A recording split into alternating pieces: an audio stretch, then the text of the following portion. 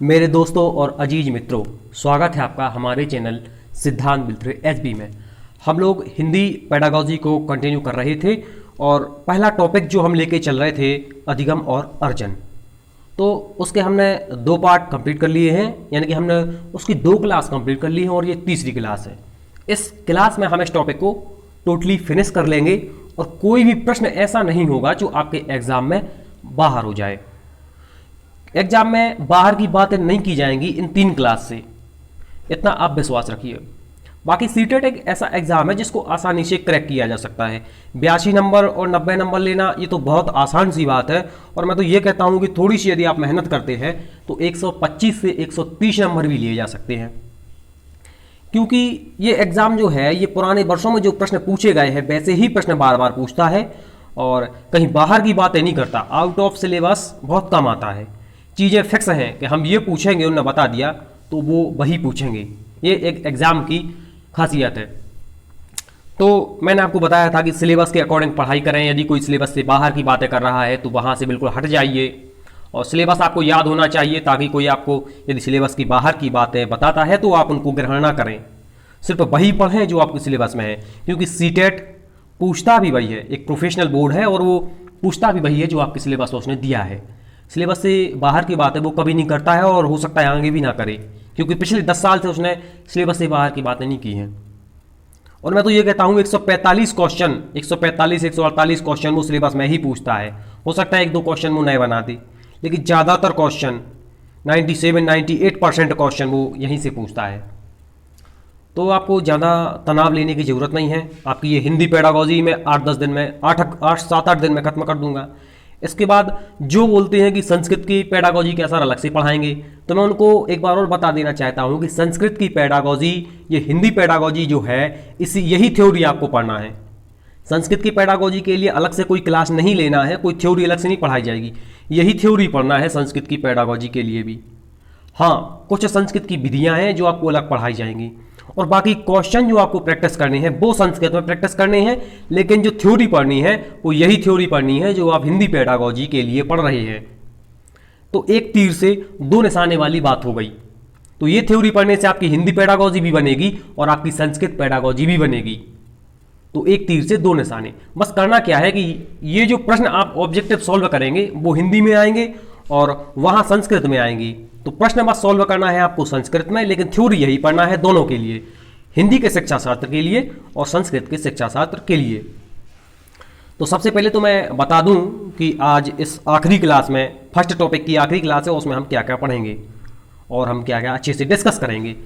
तो सबसे पहले तो हम पढ़ेंगे कि भाई भाषा का अर्थ क्या है, भाषा का अर्थ के साथ साथ भाषा का महत्व क्या है, भाषा का अर्थ क्या है, भाषा का महत्व क्या है हमारे दैनिक जीवन में। और इसके बाद हम पढ़ेंगे, इतना पढ़ने के बाद हम पढ़ेंगे कि भाषा शिक्षण का अर्थ क्या है। हम जो भाषा शिक्षण करते हैं इसका क्या अर्थ है, इसका क्या महत्व है। इसको पढ़ने के बाद हम पढ़ेंगे कि वाइगोत्स्की ने क्या बताया है भाषा के बारे में। वाइगोत्स्की ने भाषा के बारे में क्या बताया है। जीन पियाजे, वाइगोत्स्की और चौमास्की को हम पहले भी पढ़ चुके हैं और एक बार फिर से हम इनको पढ़ेंगे। इसके बाद भाषा शिक्षण में हमारी जो मातृभाषा होती है उसका क्या रोल होता है, उसका क्या इंपॉर्टेंस होता है, उसका क्या महत्व होता है, कितनी महत्वपूर्ण है मातृभाषा एक बच्चे की भाषा के विकास के लिए। इसको डिस्कस करने के बाद हम डिस्कस करेंगे कि भाषा शिक्षण के उद्देश्य क्या हैं। यदि आप एक शिक्षक बनते हैं, एक अच्छे शिक्षक बनते हैं, तो आप बच्चों को भाषा पढ़ाते हैं। हो सकता है आप हिंदी भाषा के शिक्षक बने, तो आप भाषा को हिंदी भाषा आप पढ़ाते हैं बच्चों को, तो हिंदी भाषा पढ़ाने के पीछे आपके क्या उद्देश्य होना चाहिए, इसको भी हम डिस्कस करेंगे। इसके बाद ये हमारा टॉपिक कंप्लीट हो जाएगा और इसके बाद हम महत्वपूर्ण फैक्ट पढ़ेंगे। 50 के आसपास हमने फैक्ट तैयार किए हैं। उन फैक्ट को हम 3 से 4 क्लास में या 2 क्लास में जैसे भी संभव हो पाएगा तो हम इसको करेंगे। इसके बाद हम 100 से भी ऊपर मल्टीपल चॉइस क्वेश्चन भी करेंगे, लेकिन क्वेश्चन हम तब करेंगे जब हमारी मिनिमम 2 टॉपिक की थ्योरी कंप्लीट हो जाएगी।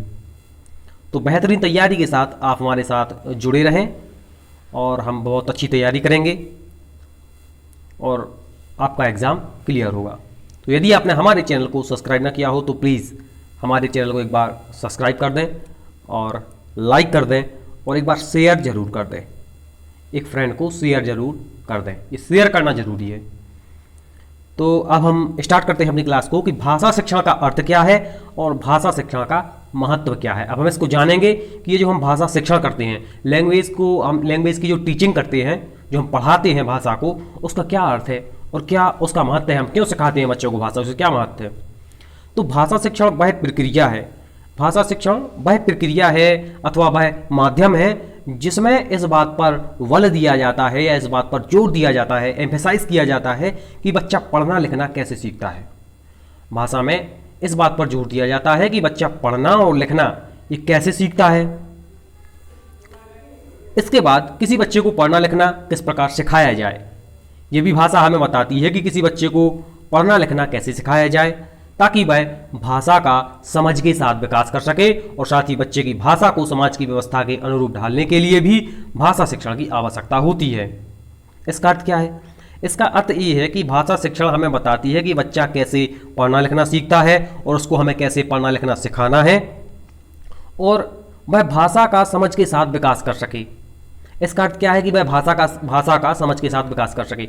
इसका अर्थ बेसिकली ये है कि बच्चा जैसे पढ़ता है कि अकबर ने 13 वर्ष की उम्र में शासन की बागडोर संभाली या 13 वर्ष की उम्र में उसका राज्याभिषेक हो गया, उसका संरक्षक बैरम खां था और बहुत सारी ऐसी चीज़ें पढ़ता है इतिहास में वो।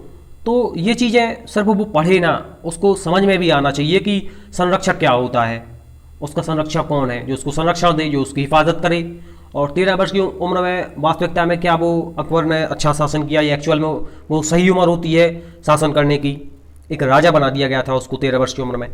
तो वो सिर्फ पढ़े ना भाषा को समझे भी, तो भाषा का समझ के साथ विकास कर सकें, साथ ही बच्चे की भाषा को समाज की व्यवस्था के अनुरूप ढालने का प्रयास भी करें और भाषा शिक्षण की ये आवश्यकता भी है। तो समाज में जो भाषा बोली जा रही है और बच्चे को यदि वैसी भाषा सिखाना है तो उसे हमें प्रयत्न करने होंगे ढेर सारे, और समाज में जैसी भाषा बोली जा रही है वैसा हमें उसको सिखाने का प्रयत्न भी करना होगा और अच्छा उसको समृद्ध वातावरण भी देना होगा, क्योंकि जैसा हम वातावरण देंगे बच्चा वैसे ही भाषा सीखेगा। अब वाइगॉत्स्की क्या कहते हैं, हम देखते हैं कि वाइगॉत्स्की क्या कहते हैं। वाइगॉत्स्की के अनुसार बालकों की भाषा सीखने में समाज की और परिवार की महत्वपूर्ण भूमिका है। इसको आप नोट भी कर सकते हैं यदि आप रजिस्टर पेन लेके बैठते हैं मेरी क्लास देखने के लिए, तो अच्छी बात है और नोट करना भी चाहिए, इससे हमें चीज़ें याद भी होती हैं। तो वाइगॉत्स्की क्या कहते हैं? वाइगॉत्स्की कहते हैं कि बालकों को यदि भाषा सिखाना है तो दो चीज़ें बहुत महत्वपूर्ण हैं। वाइगॉत्स्की कहते हैं कि बालकों को यदि आप भाषा सिखाना चाहते हैं, चाहे वह भाषा हिंदी हो, चाहे वह उसकी मातृभाषा हो या चाहे वह उसकी दूसरी या तीसरी भाषा हो, लाइक संस्कृत और इंग्लिश, तो यदि उसको भाषा सिखाना है तो दो चीज़ें महत्वपूर्ण हैं। एक तो उसका परिवार और दूसरा समाज, क्योंकि बच्चा परिवार में भाषा बोलना सीखता है उसके बाद समाज में सीखता है। तो ये दो चीज़ें महत्वपूर्ण है बच्चे की भाषा के विकास के लिए। ये किसने कहा है? वाइगॉत्स्की ने कहा है। वाइगॉत्स्की को पढ़ने के बाद हम पढ़ेंगे कि भाषा जो है वो बाल विकास में सहायक होती है। ये फैक्ट है। क्या है फैक्ट? कि भाषा जो है ये बच्चे के विकास में सहायक होती है, बच्चे के सर्वांगीण विकास में सहायक होती है। न सिर्फ भाषा के विकास में सहायक होती है बल्कि उसके ओवरऑल डेवलपमेंट में, उसकी पर्सनालिटी का डेवलपमेंट भी करती है। तो भाषा बाल विकास में सहायक होती है। शिक्षण की प्रक्रिया एक त्रिआयामी प्रक्रिया है, 3 डायमेंशनल प्रोसेस है। शिक्षण की जो प्रक्रिया है वो 3 डायमेंशनल है, त्रिआयामी है। इसके 3 आयाम हैं या इसके 3 स्तंभ हैं। कौन कौन से 3 स्तंभ हैं इसके या कौन कौन से त्रिआयाम हैं? जिसका केंद्र बिंदु कौन होता है? जिसका केंद्र बिंदु छात्र होता है और हमें छात्र को ही केंद्र बिंदु मान के शिक्षा प्रदान करनी है। शिक्षक को या विषय वस्तु को या शिक्षण विधि को केंद्र बिंदु नहीं मानना, उनको नहीं केंद्र में रखना। केंद्र में तो रखना है बच्चे को। सेंट्रल जो पॉइंट है या सेंटर पॉइंट है वो क्या होगा? वो बच्चा होगा, वो बालक होगा। उसी के इर्द गिर्द सारी चीजें होंगी, उसी के हिसाब से होंगी। तो शिक्षक को सदैव शिक्षण प्रक्रिया के दौरान छात्र को ध्यान में रखकर, किसको ध्यान में रखकर? छात्र को ध्यान में रखकर ही शिक्षण सिद्धांत का चयन करना है। और जो शिक्षण वो कर रहा है, जो बच्चों को पढ़ा रहा है, वो उस बच्चे की आवश्यकता, बच्चे की रुचि, इन सब चीजों को ध्यान में रख के ही शिक्षा प्रदान करनी चाहिए। अपने मन से या अपने हिसाब से नहीं शिक्षा देना है, उस बच्चे के हिसाब से शिक्षा देना है। उसकी किस विषय में रुचि है, वो कैसा पढ़ना चाह रहा है, क्या वो खेल विधि के माध्यम से सीख रहा है या वाद विवाद विधि के माध्यम से सीख रहा है, ये चीजें शिक्षक को ध्यान रखनी है और उसी के हिसाब से उसको शिक्षा देनी है। तभी शिक्षा का वास्तविक उद्देश्य पूर्ण हो सकता है, जब बच्चे को ध्यान में रखकर शिक्षा प्रदान की जाएगी। तो ये तो हमने पढ़ लिया कि सेंट्रल जो पॉइंट है वो कौन है? वो बच्चा है। अब हमने ये नहीं पढ़ा कि शिक्षण प्रक्रिया के 3 बिंदु कौन कौन से हैं, तो ये हम ऑब्जेक्टिव क्वेश्चन में पढ़ लेते हैं। वैसे मैं आपको बता दे रहा हूँ कि शिक्षण प्रक्रिया के 3 बिंदु कौन कौन से हैं। तो पहला तो है कि जो उसको क्या बोलते हैं, केंद्र बिंदु। तीन पॉइंट कौन कौन से हैं, त्रिआयाम कौन कौन से हैं। तो एक तो हो गया टीचर यानी कि शिक्षक, दूसरा हो गया स्टूडेंट, तीसरा हो गया कंटेंट यानी कि विषय वस्तु। तो एक हो गया छात्र, एक हो गया शिक्षक और एक हो गया विषय वस्तु। विषय वस्तु मतलब जो किताबें जो पढ़ता है, जो बाल पुस्तकें वो पढ़ता है, जो पुस्तकालय में जाके पढ़ता है, जो शिक्षक उसको प्रदान करता है, जो चित्रकारी वो करता है, ये सारी विषय वस्तु। जैसे आप सीटेट के लिए अलग अलग किताबें पढ़ते हैं, कोई अरिहंत की पढ़ता है, कोई अग्रवाल एग्जाम कार्ड की पढ़ता है, कोई यूथ की पढ़ता है, कोई नोट्स पढ़ता है और अलग अलग नोट्स पढ़ता है, कोई कोचिंग का पेड वीडियो लेता है, कोई फ्री में यूट्यूब पे पढ़ता है। तो ये सारी चीज़ें विषय वस्तु के अंतर्गत आती हैं। तो शिक्षण की प्रक्रिया के 3 आयाम है, एक है छात्र, एक शिक्षक और एक विषय वस्तु। इसके बाद हम पढ़ेंगे कि भाषा शिक्षण में मातृभाषा का क्या महत्व है। हम लोग क्या पढ़ने जा रहे हैं कि जो भाषा का शिक्षण है, जो भाषा की टीचिंग कराई जा रही है, एक शिक्षक जो भाषा को पढ़ाता है, तो उसमें मातृभाषा का क्या महत्व है।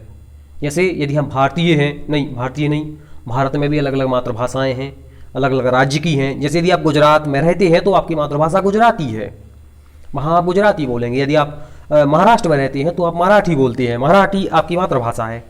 तो आपको भाषा सिखाने में आपकी मराठी कितनी मदद करेगी, क्या महत्व है उस मराठी का, यहाँ हम उसको समझेंगे। तो प्राथमिक शिक्षा व्यक्ति के संपूर्ण जीवन की आधारशिला होती है। जैसे उसका संपूर्ण जीवन, कितनी बड़ी बात है कि उसके संपूर्ण जीवन की जो आधारशिला है, जो बेशक है, जो उसका बेस है, वो क्या है, वो उसकी मातृभाषा है या नहीं, वो उसकी प्राथमिक शिक्षा है। 1 to 5 प्राथमिक शिक्षा। तो प्राथमिक शिक्षा व्यक्ति के संपूर्ण जीवन की आधारशिला होती है। वस्तुतः शिक्षा का अंतिम उद्देश्य या अंतिम लक्ष्य क्या होना चाहिए, विद्यार्थी के व्यवहार में सकारात्मक परिवर्तन लाना। कैसा परिवर्तन होना चाहिए, परिवर्तन तो लाना है लेकिन कैसा, नकारात्मक नहीं लाना, नेगेटिव परिवर्तन नहीं लाना, नेगेटिव चेंज नहीं लेना। क्या लाना है, सकारात्मक चेंज, पॉजिटिव चेंज लाना है व्यक्ति के व्यवहार में। वो हमेशा अच्छी चीज़ें सीखें, ये ध्यान रखना है, ये होता है पॉजिटिव चेंज। पॉजिटिव चेंज में बच्चा जो है वो हमेशा अच्छी चीज़ें सीखता है और उसके व्यवहार में हमेशा सुधार ही होता है, वो अच्छा व्यवहार करना सीखता है, तभी तो हम उसको पॉजिटिव चेंज कहते हैं। यदि गलत चीज़ें सीखता है तो उसको हम नेगेटिव चेंज नहीं कहते, उसको हम कहते हैं नेगेटिव चेंज, नकारात्मक परिवर्तन। लेकिन यदि व्यक्ति के व्यवहार में सकारात्मक परिवर्तन होता है तो उसको हम कहते हैं कि उसका अधिगम भी हो रहा है, वह सीख भी रहा है और शिक्षा का अंतिम उद्देश्य भी पूरा हो रहा है। तो प्राथमिक शिक्षा व्यक्ति के संपूर्ण जीवन की आधारशिला होती है। शिक्षा का अंतिम उद्देश्य या शिक्षा का अंतिम लक्ष्य भी है कि उसके व्यवहार में सकारात्मक परिवर्तन हो, अच्छी अच्छी चीजें वो सीखे अपने जीवन में। यही शिक्षा का अंतिम उद्देश्य है। इस उद्देश्य को प्राप्त करने के लिए आवश्यक है कि शिक्षक और छात्र दोनों एक दूसरे की, शिक्षक भी और छात्र भी, तो जैसे आप छात्र हैं और मैं शिक्षक हूं, तो दोनों एक दूसरे की बात को समझें। यदि मैं जो चीज़ें आपको बताता हूं तो उनको आपको समझना जरूरी है, तभी हमारा उद्देश्य पूरा होगा, तभी हम एग्जाम क्लियर कर पाएंगे। तो इस उद्देश्य को प्राप्त करने के लिए आवश्यक है कि शिक्षक और छात्र दोनों एक दूसरे की बातों को समझें, अपनी बातें एक दूसरे को समझा सकें। मैं आपको अपनी बात समझा सकूं और आप ग्रुप के माध्यम से या लाइव चैट के माध्यम से, अभी 1-2 दिन में लाइव क्लास होगी, तो लाइव क्लास के माध्यम से आप अपनी बात मेरे तक रख सकें और मैं अपनी बात आपके पास रख सकूं, तभी शिक्षा के अंतिम उद्देश्य पूरे हो पाएंगे। और तभी संभव हो सकता है, और यह तभी संभव हो सकता है जब बच्चों को प्राथमिक शिक्षा उनकी मातृभाषा में दी जाए। तो बच्चों को यदि यह सिखाना है तो उनकी जो प्राथमिक शिक्षा है वो उनको मातृभाषा में प्रदान करनी चाहिए, क्योंकि गुजरात का बच्चा है, यदि आप उसको हिंदी या मराठी सिखाएंगे तो नहीं सीख सकेगा। उसको हमें गुजराती में ही उससे बात करना होगा, गुजराती में ही उसको पढ़ाना होगा, उसकी टीचिंग जो है हमें गुजराती में करनी होगी, क्योंकि वो गुजरात का बालक है, उसने जन्म से ही गुजराती का अर्जन किया है, गुजराती भाषा ही जन्म से उसने अर्जित की है। और फिर हमें उसको यदि अच्छी अच्छी चीज़ें सिखाना है, अपनी बातें उसको समझाना है कि भाई ये चीज़ गलत है, ये सही है, तो हमें उसके लिए गुजराती भाषा का ही प्रयोग करना पड़ेगा जो उसकी मातृभाषा है। तो जब बच्चों को प्राथमिक शिक्षा उनकी मातृभाषा में दी जाती है, जैसे गुजरात का बच्चा है तो उसको उसकी मातृभाषा जैसे गुजराती है, तो हमें उसको गुजराती में ही पढ़ाना होगा, तब हम उसको बेहतर तरीके से पढ़ा पाएंगे, अपनी बात उसको समझा पाएंगे और उसकी बात बेहतर तरीके से समझ सकेंगे। तो ये मातृभाषा के बारे में हमने डिस्कस कर लिया है। इसके बाद हम डिस्कस करने वाले हैं कि भाषा शिक्षण के उद्देश्य क्या हैं। हम क्या डिस्कस करने वाले हैं कि जो भाषा हम शिक्षण करते हैं या टीचर जो भाषा पढ़ाता है विद्यालय में, उसके पीछे क्या उद्देश्य रहते हैं। उसके पीछे पहला उद्देश्य तो यही है कि वक्ता के कथन को समझने की योग्यता। वक्ता के कथन को समझने की योग्यता, इसका मतलब क्या है कि वक्ता के कथन को समझने की योग्यता, इसका मतलब ये है, वक्ता मतलब स्पीकर और कथन मतलब स्टेटमेंट। वक्ता मतलब स्पीकर और कथन मतलब स्टेटमेंट। तो वक्ता यानी कि सामने वाला जो बोलता है, बोलने वाले को हम वक्ता कहते हैं। तो जो बंदा या जो व्यक्ति बोल रहा है वह क्या बोल रहा है उसको समझने की योग्यता। यदि कोई व्यक्ति बोल रहा है, वो क्या बोल रहा है, कैसी वो बात कर रहा है, हमें वो समझना आना चाहिए। हमें वो समझना आना चाहिए। वो समझना कब आएगा, तब उसको आप अच्छे से सुनेंगे। तो वक्ता के कथन को सुनने की योग्यता का हमें विकास करना है। वक्ता के कथन को समझने की योग्यता का विकास करना है। अनुमान लगाने की क्षमता का विकास करना है। ये भाषा शिक्षण के प्रमुख उद्देश्यों में से एक है। इसीलिए आपको भाषा का शिक्षण कराया जा रहा है, ताकि जब आप भाषा का अच्छे से शिक्षण कर लें, जब ये ट्रेनिंग आपकी समाप्त हो जाए, तो फिर यदि कोई बंदा या कोई व्यक्ति आपके सामने आपसे बातचीत करता है और बोलता है, बोलने वाला वक्ता है, यदि वो बोलता है तो आपको उसकी एक एक बात समझ में आए और आप अनुमान लगा सकें कि ये घुमा फिरा के तो बात कर रहा है, लेकिन ये कैसी बात करना चाह रहा है, ये अनुमान भी आपको लगाना आना चाहिए। तो भाषा को शिक्षण के माध्यम से आप में ये क्षमता भी विकसित की जाती है, अनुमान लगाने की क्षमता की, आप अनुमान भी लगा पाएं। यदि वो घुमा फिरा के भी बात करता है तो भी आप समझ जाए कि वो क्या कहना चाहता है। ये होता है वक्ता के कथन को समझने की योग्यता। और जिसका भाषा विकास अच्छे से होता है वो व्यक्ति अच्छे से या वो बालक अच्छे से समझ जाता है कि कौन व्यक्ति क्या कहना चाह रहा है। इसके बाद भाषा शिक्षण का एक और उद्देश्य है कि समझ के साथ पढ़ने की योग्यता का विकास करना। समझ के साथ पढ़ने की योग्यता का विकास करना मतलब आप पढ़ तो रहे हैं, लेकिन जो पढ़ रहे हैं वो आपकी समझ में भी आना चाहिए। तो इसको कहते हैं समझ के साथ पढ़ने की योग्यता का विकास। कि जो चीज़ें आप पढ़ रहे हैं, जो किताब आप पढ़ रहे हैं, मान लो यदि आप हिस्ट्री पढ़ रहे हैं, आप अकबर के बारे में पढ़ रहे हैं, आप हुमायूं, आप बाबर के बारे में पढ़ रहे हैं, और आप शेरशाह सूरी के बारे में पढ़ रहे हैं, तो जो आप पढ़ रहे हैं, आप अलाउद्दीन खिलजी, मोहम्मद बिन तुगलक, इनके बारे में पढ़ रहे हैं, तो आपको समझ में आना चाहिए कि ये लोग कहना क्या चाहते हैं, ये लोग क्या कहना चाहते हैं, ये बातें क्या कह रही हैं। ये सारी चीज़ें आपको समझ में आना चाहिए, ना कि आप सिर्फ पढ़ते जाएं या रटते जाएं। आपका उद्देश्य सिर्फ पढ़ना नहीं है कि सर ने बोल दिया कि अकबर के बारे में तुम पढ़ो और अकबर के बारे में पढ़ते हुए बाकी आगे तुम जहांगीर के बारे में पढ़ना, शाहजहां के बारे में पढ़ना। तो सिर्फ पढ़ना नहीं है कि इनने ताजमहल बनाया, इनने ये किया, इनने वो किया। ये चीज़ें भी आपकी समझ में आना चाहिए कि वास्तविकता में इनका अर्थ क्या है। तो समझ के साथ पढ़ने की योग्यता का विकास, उसमें पढ़ने के लिए आत्मविश्वास भी हमें जागृत करना है और विवेचनात्मक दृष्टिकोण के साथ पढ़ते समय टीचर को प्रश्न भी सामने रखने चाहिए। शिक्षक जो बच्चे को शिक्षक ने कहा कि यदि तुम ये चीज़ें पढ़ो और अकबर के बारे में पढ़ो और मुगल साम्राज्य के बारे में पढ़ो, तुगलक वंश के बारे में पढ़ो और सैयद वंश के बारे में पढ़ो, इन सारी चीज़ों को पढ़ते समय शिक्षक को प्रश्न भी पूछना है कि बताइए कि अकबर का राज्याभिषेक कितने सन में हुआ, अकबर ने किस किस के साथ लड़ाइयाँ लड़ी, कौन कौन से युद्ध लड़े और किस किस युद्ध में वो विजयी हुआ, किस किस में उसकी पराजय हुई। ये सारे प्रश्न भी सामने रखनी चाहिए। और विवेचनात्मक दृष्टिकोण मतलब विवेचना भी करनी चाहिए। विवेचना भी करनी चाहिए मतलब एक एक पक्ष को उसको सामने रखना चाहिए कि देखो बाबर ने ये युद्ध लड़े और इन युद्ध में बाबर विजयी हुआ, बाबर की इतने सन में जन्म हुआ, इतने सन में मृत्यु हुई। ये सारी चीज़ों की विवेचना करना है एक शिक्षक के रूप में और सामने प्रश्न भी रखना है। तो ये हमने कंप्लीट कर लिया है। इसके बाद हम पढ़ रहे हैं कि एक और उद्देश्य है भाषा को सिखाने का कि सुसंगत लेखन। सुसंगत मतलब अच्छा, संगत मतलब अच्छा, सुसंगत मतलब बहुत अच्छा। तो बहुत अच्छा लेखन भी हमें उनको कराना है भाषा शिक्षण के माध्यम से। भाषा शिक्षण के माध्यम से एक हमारा उद्देश्य ये भी है कि सुसंगत लेखन, बच्चा बहुत अच्छे तरीके से लिखना सीख जाए।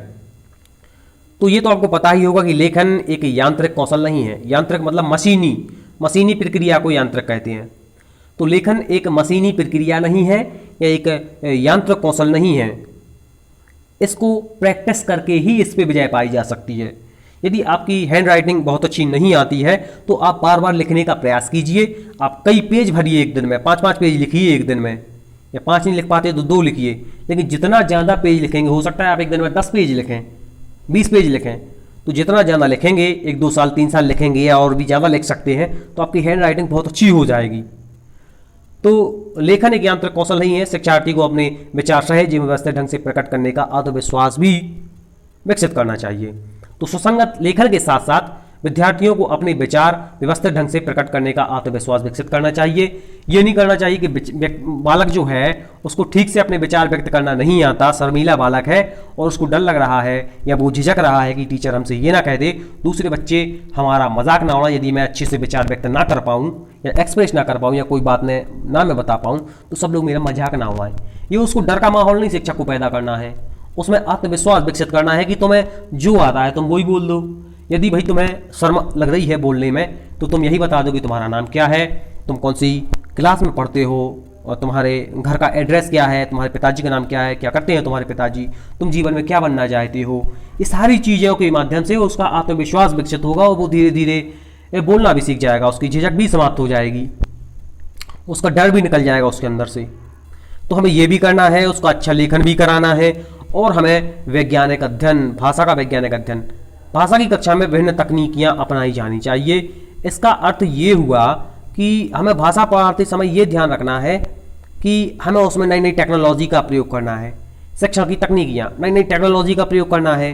भाषा का वैज्ञानिक अध्ययन मतलब यदि ये वही बात है कि बच्चा झिझके ना, बच्चा शर्माए ना, यदि शर्माता है, झिझकता है, ये सोचता है मन में कि हमारा लोग क्या मजाक उड़ाएंगे, ये जो है ये वैज्ञानिक चीज़ है, ये वैज्ञानिक दबाव होता है। तो हमें भाषा का वैज्ञानिक अध्ययन भी करना है। हमें ये ऑटोमेटिक पता लगा लेना है कि बच्चा इस समय डर रहा है या इस समय झिझक रहा है, या हम उसको ऐसा ऐसा करेंगे या उसका आत्मविश्वास बढ़ाएंगे तो वो बहुत अच्छा हो सकता है, वो बहुत अच्छे से अपने विचार रख सकता है। इन सारी मनोवैज्ञानिक चीज़ों का भी हमें ध्यान रखना है। यदि कोई बालक मंदबुद्धि है या कम बुद्धि है या मानसिक रूप से पिछड़ा है तो इन सारी चीज़ों का हमें ध्यान रखना है। यही होता है भाषा का वैज्ञानिक अध्ययन। और हमें नई नई टेक्नोलॉजी का प्रयोग भी करना है। और इस बेस पे हम लोगों ने अपना जो टॉपिक है उसको बहुत अच्छे तरीके से कंप्लीट कर लिया है और ये हमारा टॉपिक यहाँ पे फिनिश होता है। फर्स्ट टॉपिक है जिसका नाम है भाषा का अर्जन और भाषा का अधिगम। अब हम लोग जो अगली क्लास रखेंगे उसमें बहुत महत्वपूर्ण 10 से 15 फैक्ट होंगे, कुल 30 से 40 फैक्ट हैं जो मेरे द्वारा खुद बनाए गए हैं, किताबों का विश्लेषण करके, नोट्स का विश्लेषण करके। ये पीडीएफ वगैरह जो है, नोट्स वगैरह जो है, जो आपको ग्रुप में सेंड कर दिए जाते हैं। यदि आप ग्रुप से ना जुड़े हों और पहली बार हमारा लेक्चर अटेंड कर रहे हों तो आपके लिए मैं एक नंबर देता हूं जिसके माध्यम से आप ग्रुप से जुड़ सकते हैं, 91114697 और 58, 9111469758। तो ये हमारा नंबर है ग्रुप का। इसके माध्यम से आप ग्रुप से पीडीएफ भी ले सकते हैं और हमसे डाउट भी क्लियर कर सकते हैं। बाकी लाइव क्लास कुछ दिन में होने वाली है। टेक्निकल प्रॉब्लम होने की वजह से लाइव क्लास नहीं हो पाई थी, एक दिन हुई थी लेकिन वॉइस प्रॉब्लम थी तो लाइव क्लास कंप्लीट नहीं कर पाए थे। लेकिन अब लाइव क्लास अच्छे से होने वाली है, मैंने थोड़ा सा उसको सही कर लिया है। एक बार और प्रयास करेंगे और करेंगे, यदि होता है तो हम उसको आगे कंटिन्यू रखेंगे, नहीं तो हम कोई और दूसरा उपाय करेंगे। तो यदि आपने हमारे चैनल को सब्सक्राइब ना किया हो तो प्लीज़ हमारे चैनल को सब्सक्राइब कर दें, लाइक कर दें और शेयर कर दें। और हमने सारी चीज़ें अच्छे से समझ ली है और जो चीज़ यदि आपको समझ में ना आई हो तो आप कमेंट करें कि सर ये बात हमें समझ में नहीं आई है। और यदि समझ में आया है तो आप हमें कुछ 2-4 अच्छे शब्द भी लिख सकते हैं कमेंट में, ताकि हमारा भी आत्मविश्वास बढ़े कि मैंने बच्चों को पढ़ाया है तो कुछ चीज़ें तो समझ में आई हैं। तो यदि समझ में आया हो तो यस टाइप करें और समझ में नहीं आया है तो नो टाइप करें, लेकिन टाइप जरूर करें, कमेंट जरूर करें। और ये हमारे वीडियो का एंड है और मिलते हैं हम अपने अगले वीडियो में।